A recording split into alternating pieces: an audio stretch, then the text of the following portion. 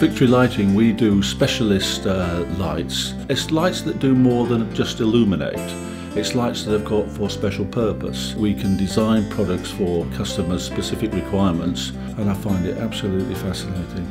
We've been with Sobo Rhodes for about 18 years.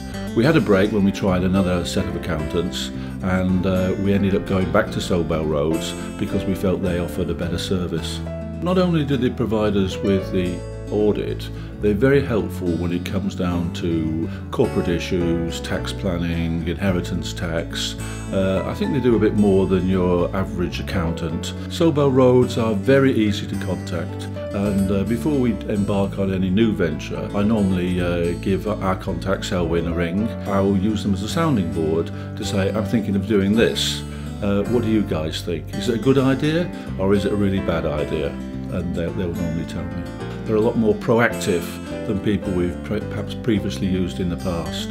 Sobo Rhodes are extremely friendly, and they organise some social events from time to time, and they're always pleasurable to share company with. Sobo Rhodes and Selwyn have been very helpful to us, and continue to do so.